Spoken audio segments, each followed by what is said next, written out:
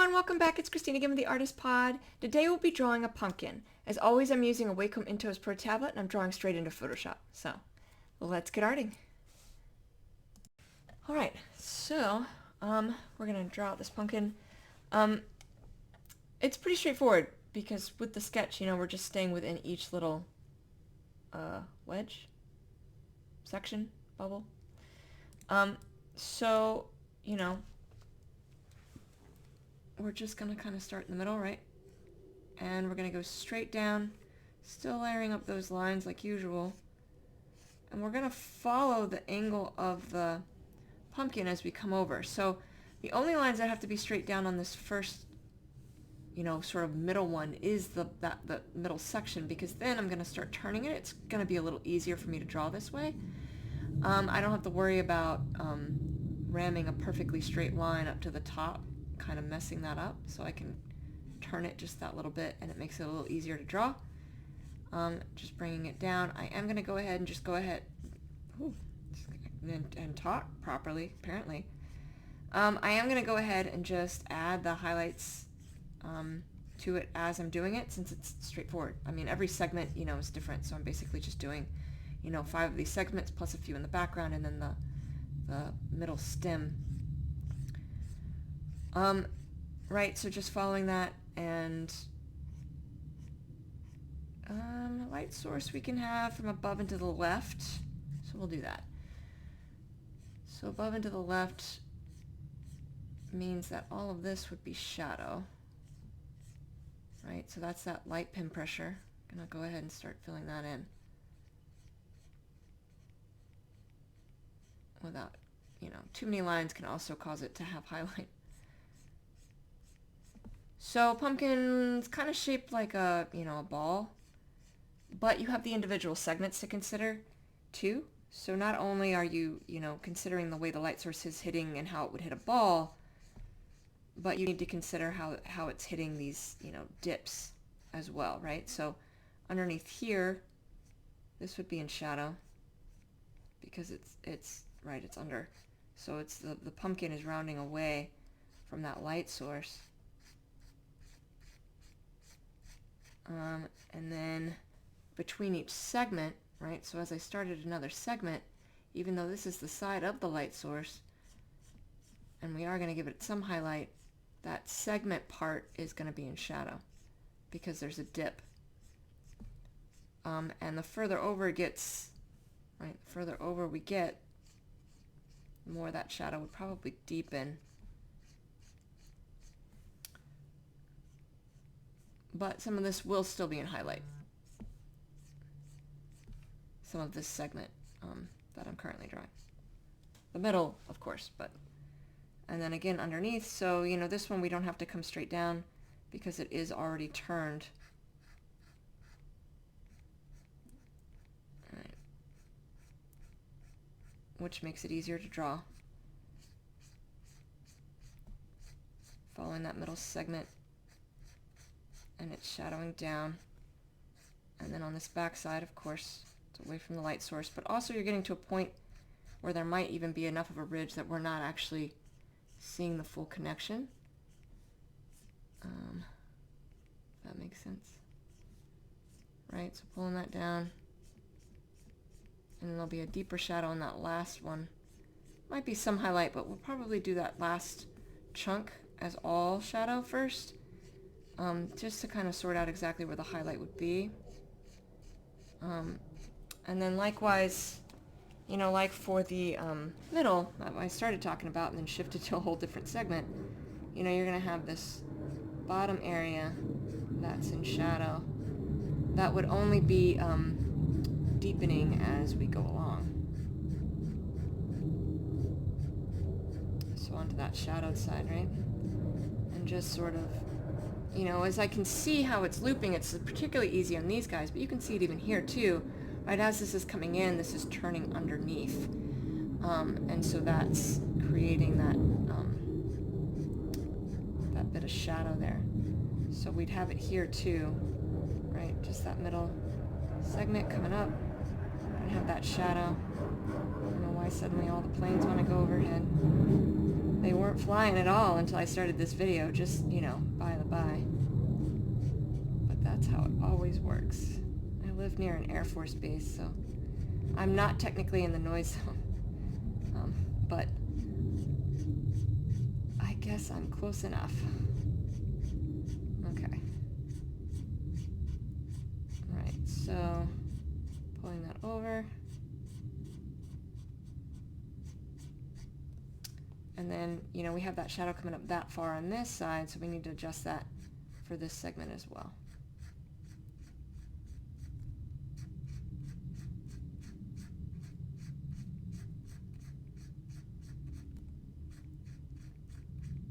Okay. And then likewise, ooh, if you don't do that. Sometimes the tablet reacts to my hand. And then it does weird things. Alright, so likewise, right, even though this is on the side of the light source, right in that dip, there's going to be some shadowing. Because it's dipping in. Right, so all in shadow here. I would push into the shadow on the other segment. So each one of these little segments be in shadow, all edges are in shadow. So all of the, you know, the top, not a lot, but the top is going to have some shadowing. Same on the middle, right? Because it's, again, not a lot, but there's an actual gap where the pumpkin itself is kind of rounding away. Oh, that was a bit of a bright, overzealous pen stroke. Okay, so then the rest of this middle segment would be highlight, and that's full pin pressure, except where I'm going to be connecting it into shadowed areas where I'm actually just going to use more lines, right? That's what I'm doing right now. And you can see it takes longer to build up versus what I just did in the middle, right? So more lines will also create the highlight. The more lines I add, the brighter it gets. What's nice about that is the pin stroke remains small, which is important if you're trying to blend something. When I'm putting full pin pressure, it's a jarring transition, and I don't want to do that. So it's just easier to kind of build it up slowly with multiple lines, and then I can work into that full pin pressure, like here, which will, it's a lot faster to do, but then up at the top, back to that, more lines to do, to create the highlight. Work down into the full pin pressure.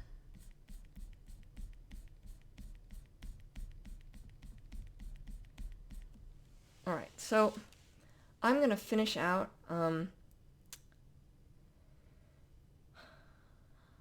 all of the shadows, and I'll come back briefly to talk about the highlighting, and I will be right back.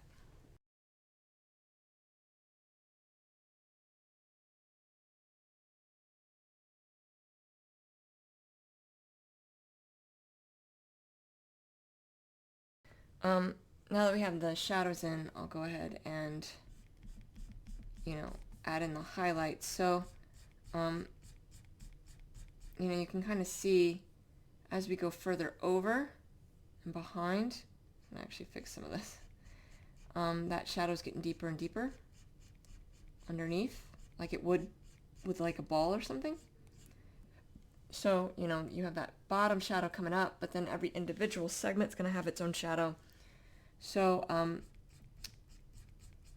you know, it's just a matter of kind of thinking that through and how each individual shape would be reacting to the others as both individuals and as a whole. So how does one shape within an object affect the coloration or whatever of another one, and the whole of this is a sphere, therefore it's shadowed this way.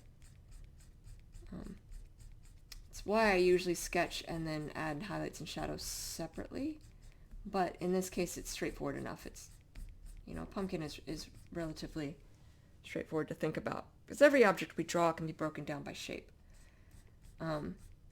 So, you know, from a pumpkin to a cat head to whatever, You know, everything can be broken down by shape. Right, I know I kind of already started filling this out when I kind of was half talking about filling it all in. But here we go.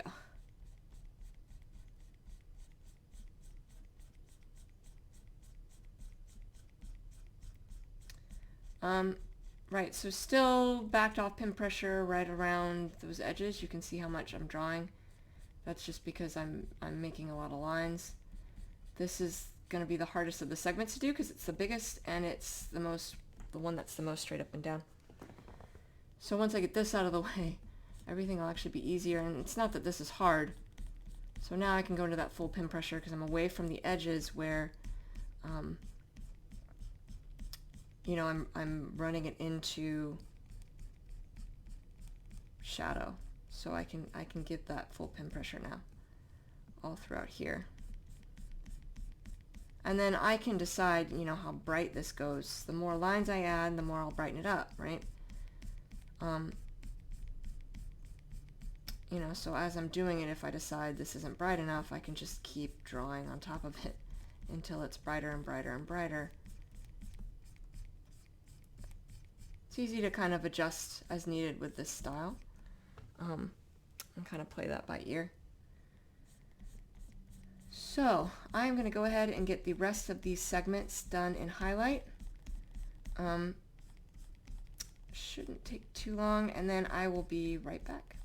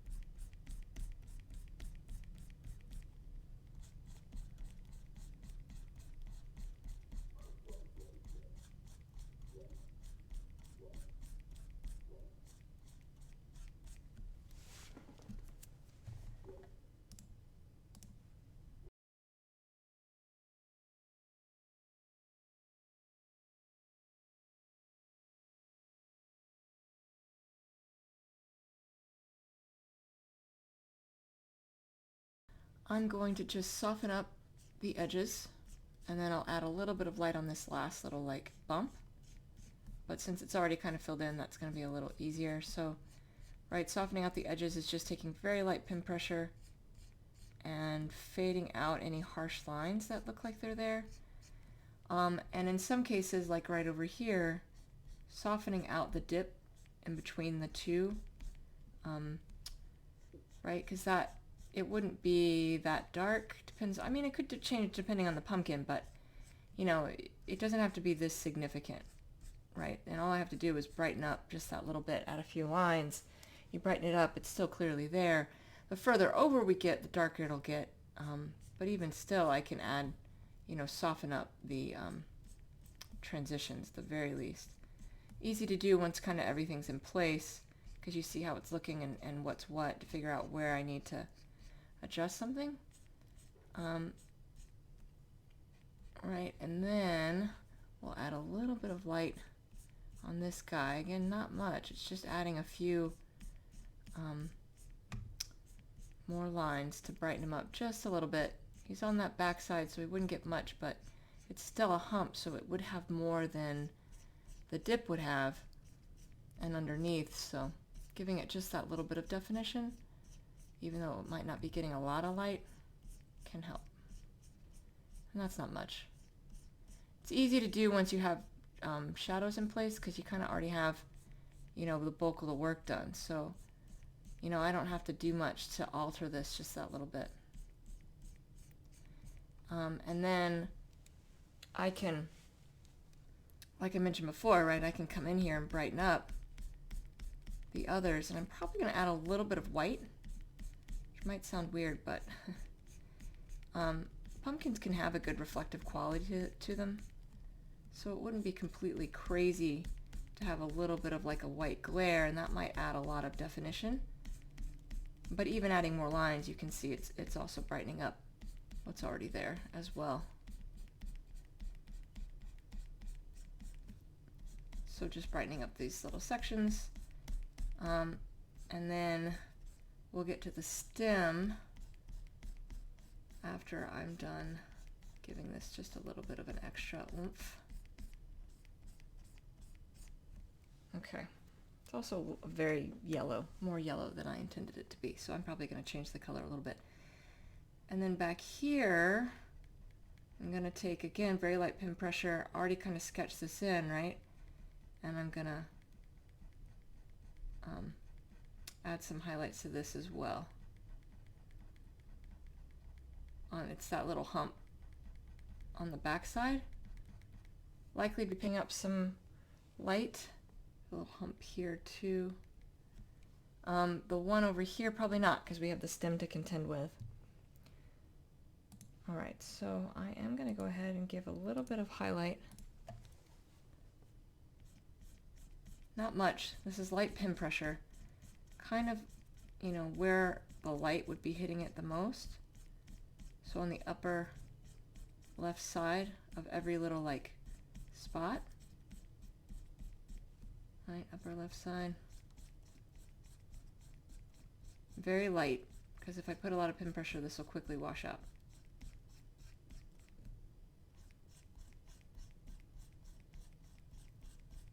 Kind of the same placement across the board, because that's how that light would be hitting. The only one I'm not going to do it on is that last one, and you know, gets more faded the further over we get, so it'll be brighter on some of these other ones where it's really like turned, keyed into that side. And you're still going to have it here, just not nearly as significant. Yeah, that adds actually quite a lot. And then, oh, which is the correct, not that. Oh.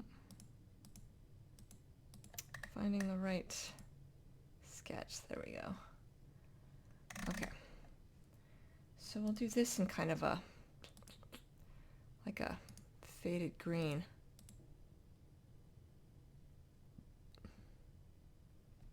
Yeah, that's probably good.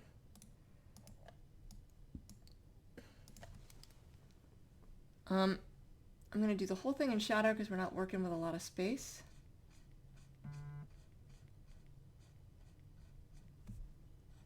Right?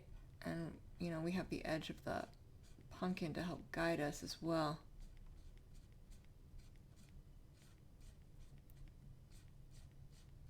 I might have to move this layer underneath the orange as well. But we'll see. Alright, I can probably take off.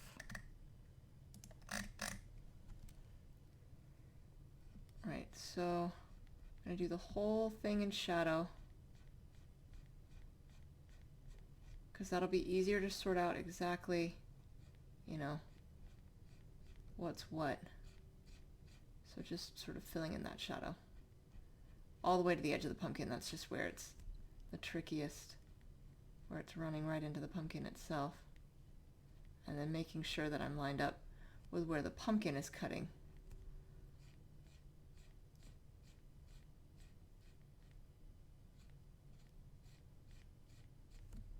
Right, nice clean edge on the top, as well as clean as you can get in this style. Okay.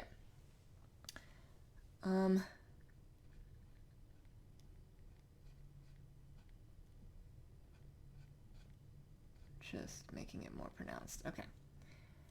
Now to add a little bit of highlighting, right?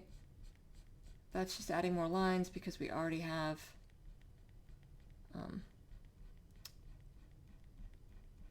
the lines in place, all edges in shadow, but the highlight for the stem would push all the way down to the pumpkin.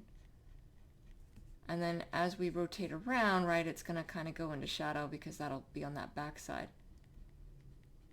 But there's nothing to really block it because there's a gap between the pumpkin and the stem.